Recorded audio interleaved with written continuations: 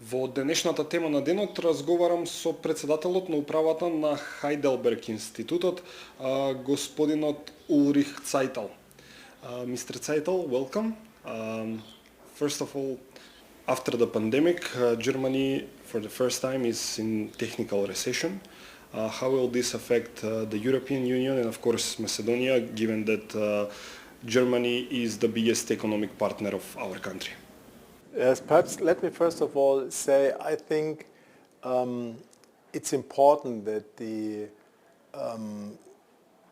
negotiation between the EU and Macedonia should slowly come to an end. We have now a discussion for more than 20 years, I think, of integrating the Northern Macedonia into the EU, and I think now it's time to make the decision to say, okay, Macedonia must be part of the European Union.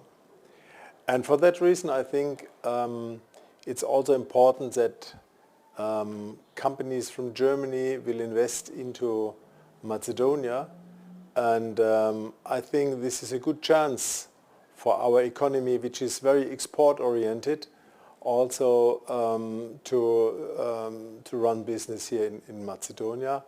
And personally, I'm convinced that the chances we do have in this new country, or then new member of the EU, will be great, and for that reason it's important to be at an early stage here in Macedonia. How will this recession affect the German investors here in Macedonia? Are they going to continue to work as hard as they worked up until now? Yes, of course. We do have not a strong but a weak recession within the next months. If you compare the GDP within the first three months, it already shows us there will be a weak recession. But I think it will not influence really on a long term the contribution which German companies will have here in Macedonia, though the influence is not that big, I believe. We cannot talk about the economic situation at the moment without mentioning the war in Ukraine. What's your view on this war? Will it end soon? Yeah, this is a terrible situation. Let me first point out it must come to an end as soon as possible. The experience or the history shows us that no war has been ended without any negotiation. So that means it must come to negotiations between the two parties. But it's also not in the hand of the EU, Germany or America. It's a decision of the Ukraine population to decide if they want to come into a negotiation with Russia or not. And I fear as long as Russia is occupying parts of the Ukraine people don't want to come into negotiation with Russia. So that means I fear it will take some time until they are ready to talk.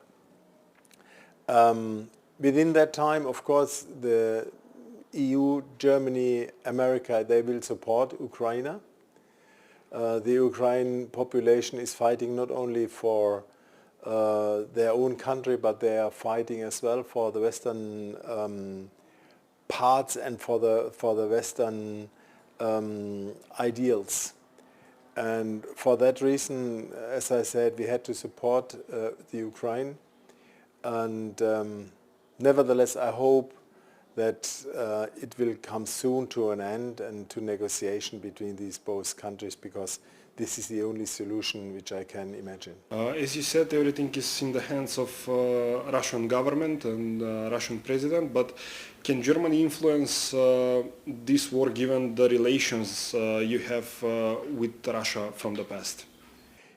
Yes, we had in the past, we had very good connections to Russia. Germany and Russia was only very close, and we had a good contribution for both countries.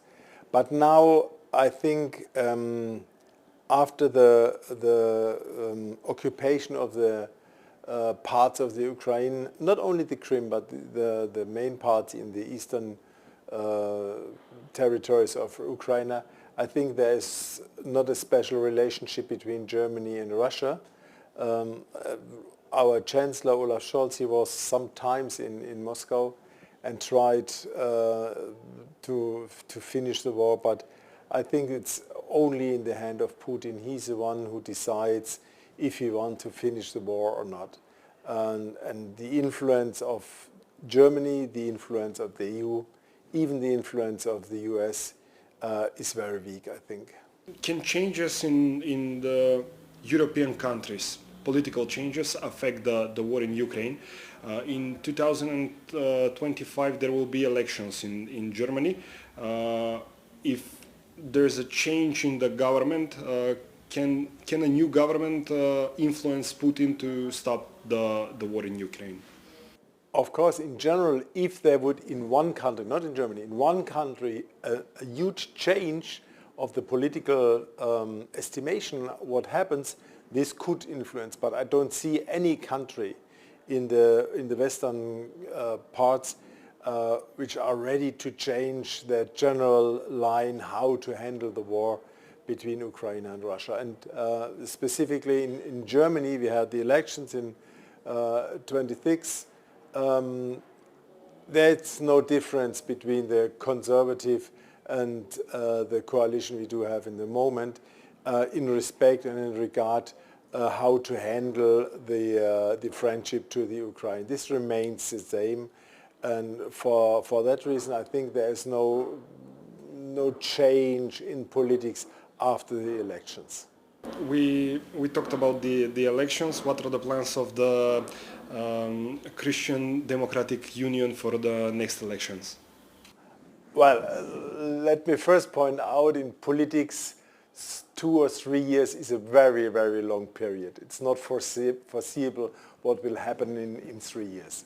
But nevertheless, you have to see that we have, I wouldn't say a fight, but two different types how you can organize economy, how can you organize a society.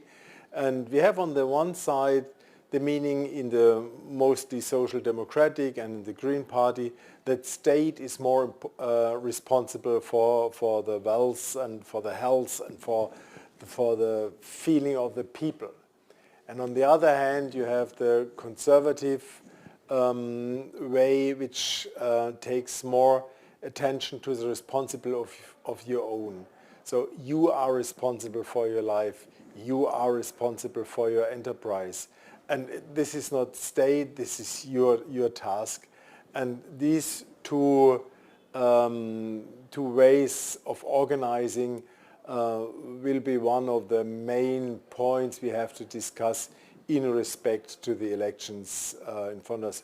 And so I hope, of course, with Friedrich Merz, we have one of the most known economic leaders in Germany. He has a lot of experience in economics, and so I hope that he will be our candidate for the elections, and that he will be the next Chancellor of Germany. Thank you very much.